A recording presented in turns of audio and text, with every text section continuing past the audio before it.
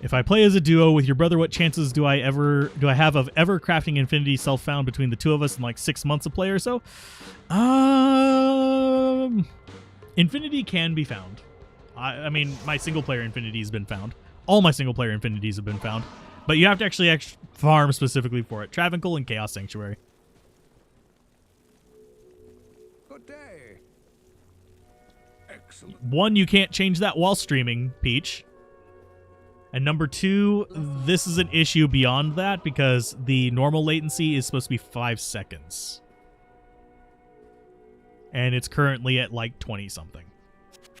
So it is something to do with my connection, most likely. I know that my upload speed right now is a little bit on the slow end because there's been issues today, but there's only so much I can do about that. There's nothing the right portion can't cure. Found a low in your first week in my 20 years of Diablo. You've never been that lucky. Hard decision, but you made Fortitude and a non-eth Archon plate so you could reuse it. Awesome. Of course, now I'm in the hunt for another low for an eth Bone Weave. I'm actually on the lookout for a Maul so I can actually make a Grief. We have all the stuff for it. We just don't have the Maul. Which is kind of what I'm hoping for before we do the Paladin run. Which would make the Paladin run just super cheese easy. Because we have a 5-socket Phase Blade. Beast Runeward doesn't seem to do what it is stated. The bonuses from the Skellies are far less than expected value. Not sure why, but the original... the reason why you don't get as big of a bonus from Beast, by the way, why it doesn't seem to speed things up a lot, they do get the increased attack speed, they get the increased damage, they get the increased attack rating. The thing is, they have a timer on their attacks. They have a derp timer, is the only thing I can think to call it. Basically, they stand around picking their butts for a certain amount of time. And the fanaticism only boosts the actual swing speed. It doesn't change the derp timer. So they just kind of get stuck with nothing to do. But whenever they do swing, they swing faster and it ends faster, so that's at least a plus. Having a hard time farming Hell Countess because of the stupid immunities. Mercenary isn't tanking enough, and Fire Cold immunity means that your source has to spam Kuko static and dodge the stupid lightning. Ugh. You're using a Kuko Shikaku. I'm oddly enough super proud of you. I love Kuko on a sorceress. I know that a lot of people don't, but it brings back very fond memories for me. Because I used to play a bow sorceress a ton back before they nerfed it. Bow sorceress used to be able to clear cows as fast as Javazon back when cows was an important thing for like leveling and stuff. So yeah, she was amazing at that, and then they nerfed it so you didn't get to double dip on that.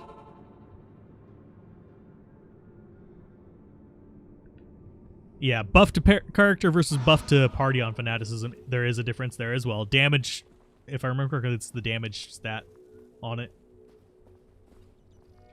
I want my bow. Really want my bow. Do we have the stats for this without that bow? Yes. I had to make sure because I have to be ready for that at 41. That Kuko is going up on your enchantress when she levels up. Sweet. But yeah, bow sorceress, a lot of fond memories there. Oh, there were even more bosses in here. Sweet. Can you summon over there, please? Thank you. And I see the entrance is the side entrance on this one. So we actually got good on that. But yeah, the side entrance is this thing right here. It lets you in so you don't have to deal with Fire Eye. Leveling a second character with different damage types is very fast. You can get Hell Countess level pretty quick. I gave up bashing your head against certain farms and certain characters. Yeah, generally speaking, there's a few characters that can farm everywhere. The Strafe Zon can farm anywhere. The Zealot can farm anywhere.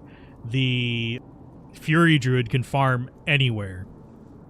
These are things that, generally, if you have physical damage, you can farm anywhere. If you have physical damage plus an elemental side, you can definitely farm anywhere, which all three of those have. The Zealot can easily get a lot of elemental damage just from various sources, even like a Holy Shock swap. The Strafe Zon can just get a Frost Maiden side, and the Fury Druid can get Fire Claws. They all can get that elemental damage on the side of their physical to deal with the physical immunes for places like, well, this. So those are things that can farm everywhere. Are they going to farm the specific areas fast? Let's say like a Blizzard Sorceress doing Mephisto? No. But are they going to be good enough? Yes.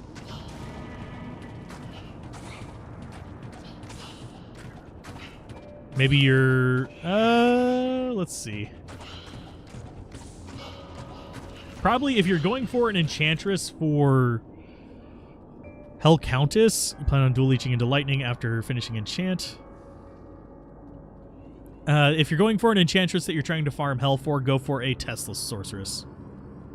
Some of the new bugs you like... Okay, some of the new bugs you like, see 2-frame animations for faster attack. Some of the new bugs you don't like, for instance, the Poison Vipers.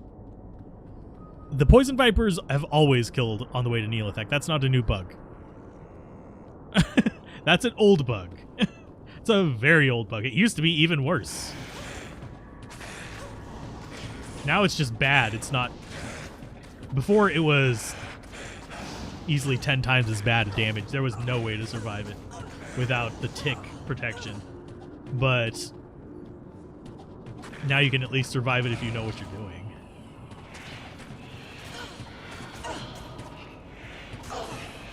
Let's take out that Spectre.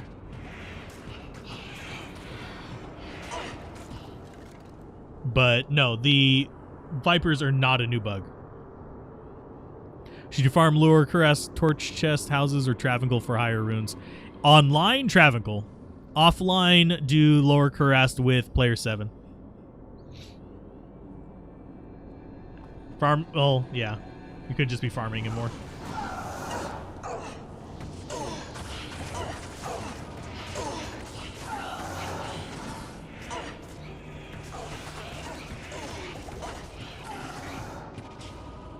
Where is my mercenary, for God's sake? God damn, you asshole.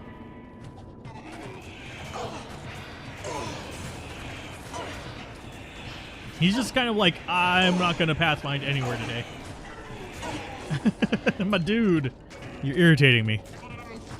But yeah, the snakes have always been one-shotters. They used to be actually way worse. Let's see.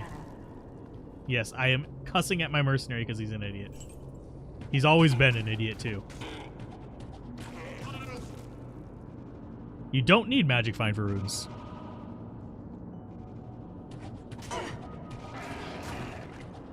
Player 7 has nothing to do with Magic Find.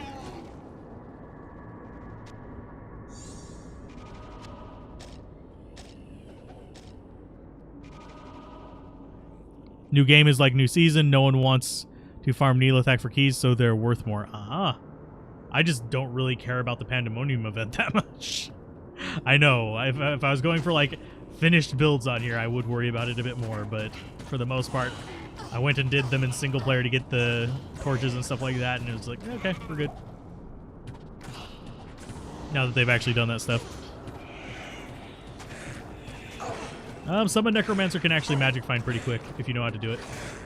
He's more of a long haul Magic Finder though, so basically you go in and you clear a bunch of areas in the same game, so you don't have to keep resummoning all your stuff. Can you ghosts actually target the, you know, Valkyrie? What are they doing? Oh, they're minions. That's what they're doing. They've got a boss down there that hasn't aggroed on me.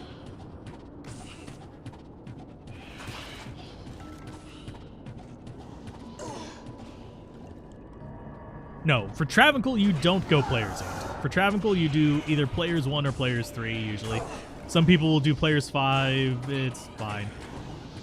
I prefer players 3, personally, in single player, but single player or online, players 3 is fine for most things. Oh, Lord. These guys are pissing me off.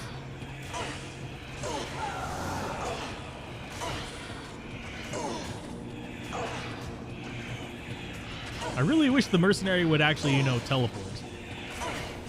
Being a dick. Okay, so we got mana potions from that. Doot, doot. Let's see. But basically, you should be just doing Travangle solo. It's probably the best thing, unless you have a Magic Find group, in which case you'd be doing them at 3, or you'd be doing Lower Caress at 7.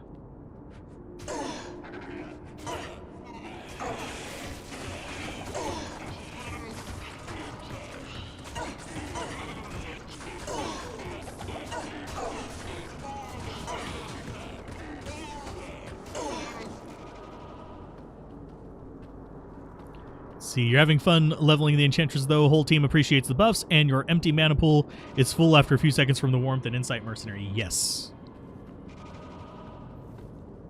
There's not level 7 player 7. Player 7 is a modifier that you can do in single player. It basically means you're in a 7-player game. In single player, you're just by yourself, but you set the game to 7-player difficulty.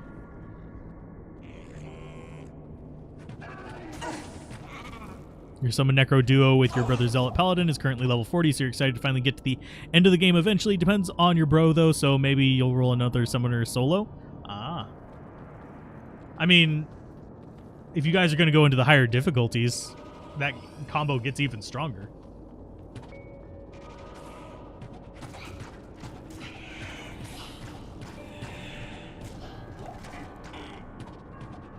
So let's go ahead and toss you. Then we have the idiot down there that's just like, hi. I do wonder why they changed. It feels like almost like they changed the rubber banding distance for the mercenary. But yeah, melee sources in general are a lot of fun. A lot of people hate on them, but they are amazing little critters. Especially once you start getting into endgame gear. Oh my god. They get insane.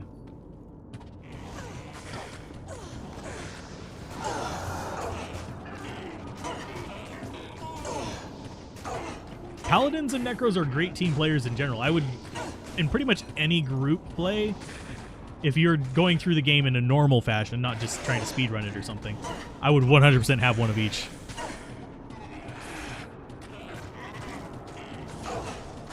Can you do that on console? Yes, but you have to make sure that you're playing single player, not online solo. Because if you're playing online by yourself, you can't use it. If you are playing single player, in the gameplay settings, there is an option to set the player count.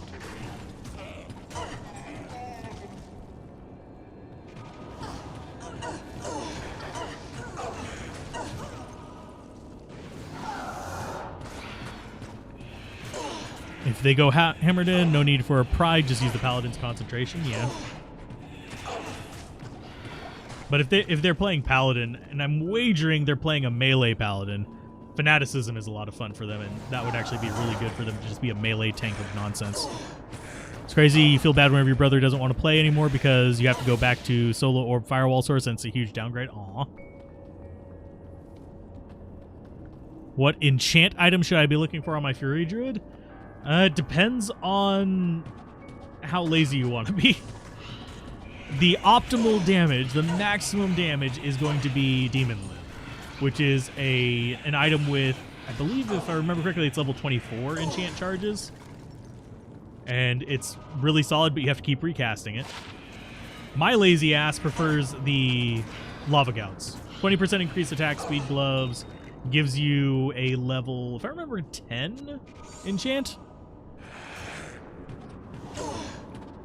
How to set the number of players on Switch single player? It should be under gameplay settings whenever you're in a single player game. I mean, it would have to be a single player character to be in a single player game, not an online character. So you can't like take your PC character and do it.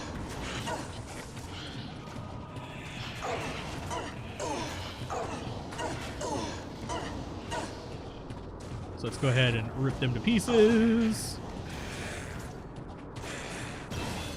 Yay, another level up. Sweet. We're getting there. I'm actually might do some leveling off screen between streams just to get to that 41. I probably should have done that anyway. Done some normal farming just to get up there. I'm glad it helps. At least it works that way on the other consoles that I've been told. I don't have it on console, but I am told it is in gameplay settings from people that I trust not to steer me too far wrong.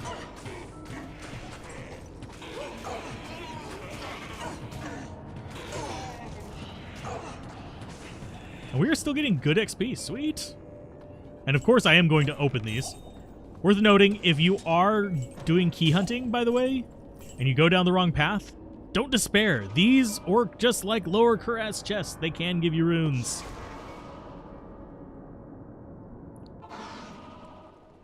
You would have to play offline to get player count thing on consoles. I mean, you have to play online to get the player count thing on PC too. It doesn't work online for obvious reasons. It would ruin the economy. Everyone would be in their single player games farming player 7. This forces people to actually play with each other. Play with me. Okay, so skill wise, let's go with more charge strike. Orb wall source is okay with you. Hell is a bit more manageable, but it's kind of annoying trying to slowly roast the tougher enemies on something that they can easily walk off of. That's why I like Fireball Orb. Personally, I like just spamming that Fireball into their face and then orbing everything else. You won't run out of mana with Orb, you will with Fireball, but you'll get enough spammed out to kill pretty much anything. You can solo the whole game with Summon Necro and Time. If you're after magic finding, then Source is pretty much the go-to unless you're rich enough to get gear for a Paladin. A lot of people underestimate how little difference it makes for the source speed, because a lot of the good farming areas are... Chaos Sanctuary is the best farming area in the game, and any character can farm there. Because River of Flame is level 85 as well. You swear this game knows your build when you're populating maps, seeing way more skeletons as a Fury Druid. Aww. Yes, it does mean death, unfortunately. That sucks, I'm sorry. But I also run into that too. It feels like it, but I think it's more that you just notice the enemies that you're prone to a lot more. Ghosts have higher chance of dropping runes. Yes, ghosts have a higher chance, so do finger mages. Finger mages are those weird little, like, things that shoot the little red spiders in Act 4. They have a higher chance of dropping runes because they have a limited drop pool. It is among the most frustrating experiences you've ever had. This is coming from someone that always plays stupid stuff like Skyrim Punch Only. What? Oh, the orb wall source. On console, it is infuriating to use Wall, it's infuriating to use Meteor, and it's infuriating to use Blizzard. You'd rather enable players' aid online. It's annoying when people join your game, take up a slot, and then run off magic finding away from everyone. That's actually the strategy that a lot of people are using online right now to farm. They'll cram up 7 people in a game for farming. Or they'll cram up 3 people for specific areas. You haven't tried Pride before, looking up that rune word now to see if your source has runes needed to feed over to your Summon Necro. You had no idea that existed. It's a fun rune word. As a Summon Necro main, you farm Pits, Trav, and Chaos in every rotation. Fine. It's actually a fairly good one.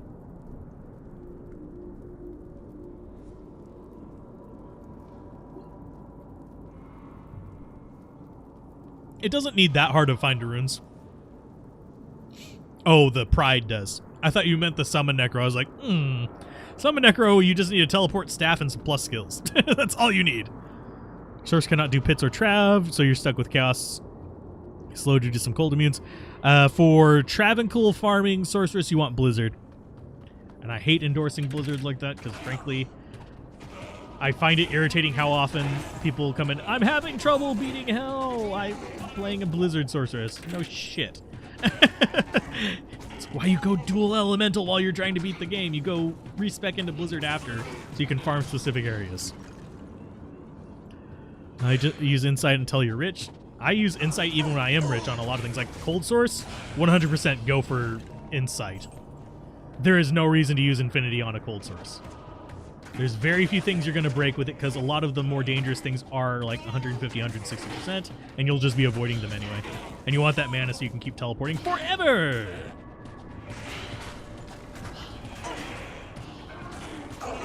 There's a lot of rune words people haven't heard about. That's why I started the rune word series. Because frankly, there's a lot of them in there that people just don't use that are actually kind of good, and they're either expensive or just not best in slot.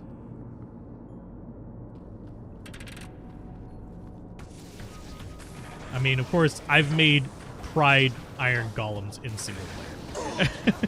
So, we'll just leave that one there.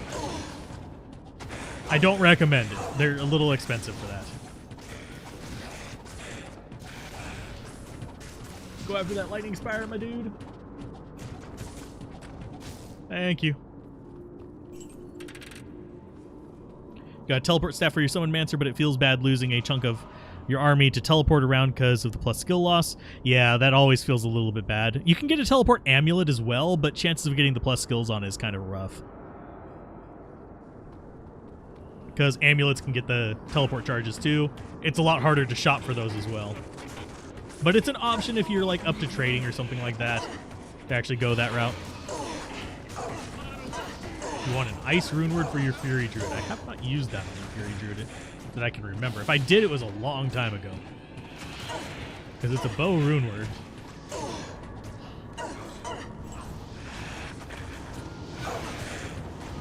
But it's kind of fun.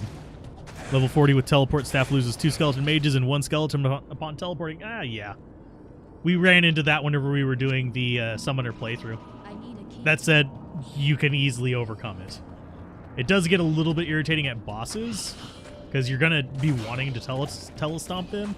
You just get used to not using those extra ones.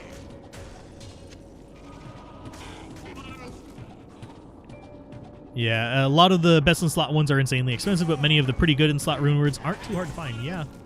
I mean, Obedience is one that's actually finally started to get some notoriety over the past few years as being a mercenary weapon that is actually not terribly expensive and does decent damage.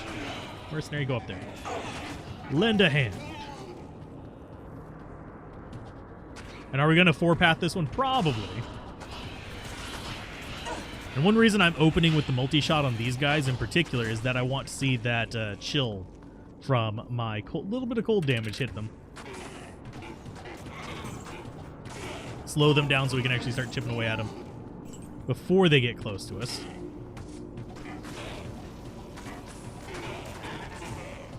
But yeah, there's a lot of rune words out there, and I will be doing the sword ones soon. We have swords, wands, and claws left, and I might just do wands as a sort of, maybe even a short.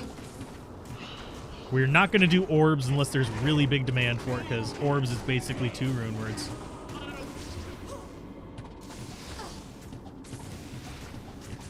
Okay, let's see. You started picking up rings and amulets to cube, and after a few hundred of each, snagged an amulet that had level 25 charges of level 2 teleport. Yeah. Hey, and we got this. Oh, we're out of range. Hey, big guy. How's it going? Ow. Yeah, fireball's fine. Glacial spike is not fine. Ouch. I think he hit my mercenary with the glacial spike, not me. There he goes. He did. And we've got a mage over here, I think. Nope, we don't. Seekers of the Tomb of Tal Rasha. It's time to actually fight Duriel. Underleveled as shit. Oh, goodness. This is going to suck. I'll use that until you find Enigma. Traded the only Sir you found for Vex and and Ist, and made both Hodo and CTA. Oh, nice trade. Yeah, Sir is nice, but I don't generally use it that much.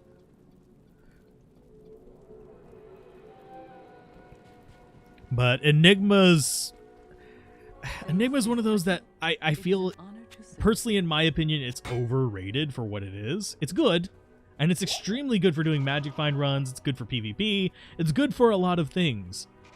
But I think people are so focused on it that they forget you don't have to teleport everywhere to do things. You're using a Barizo with 100% attack speed with laying of hands, gloves, and travel. Nice. That'll work pretty good. I'm using Neff in mine just because I don't want to deal with enemies. I want them to stay away. Stay away. Stay away from the summoner. Oh. But we are going to kill the Duriel today. Come hell or high waters. What symbol do we have? And yes, I hate having to wait for these to actually check it. Circle Smile, I think, is on the... I don't remember whether it's on the right or the left. Let's just go right first, and we'll go the long way around. I always forget which one it's on.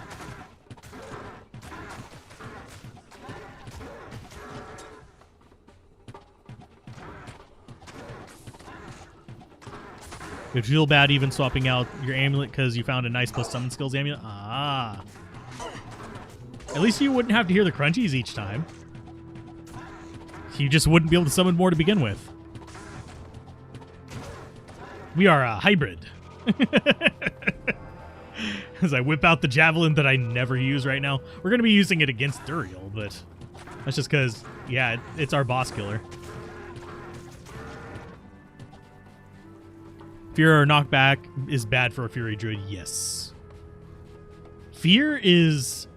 I mean, I like it on the Boazon, but it's not necessary. I actually prefer knockback.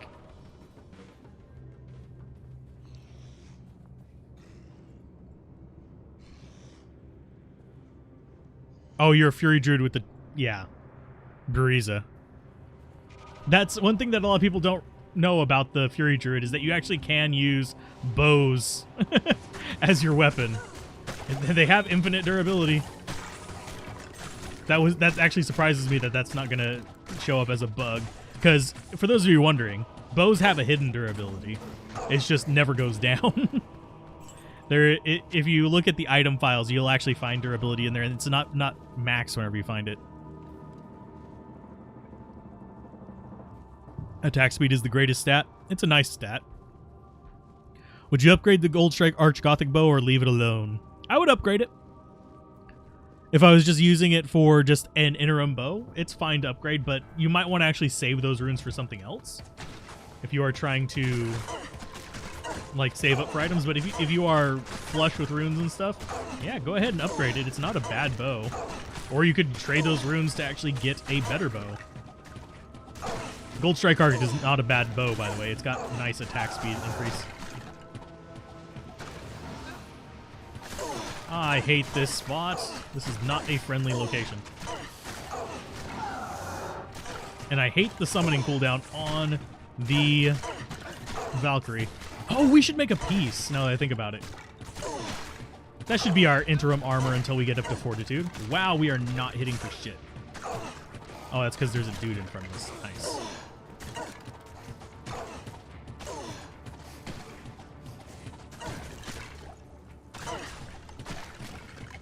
How many of these Unravelers are there here?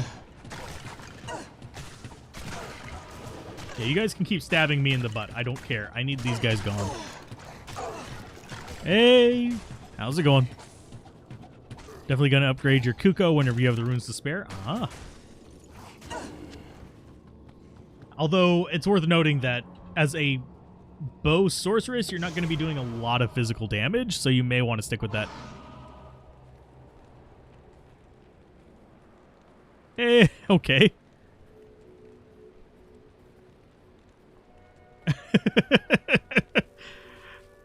I am afraid of the conversation that's happening in there, but go with it. I'm fine with this. Let's go ahead and drop these in here.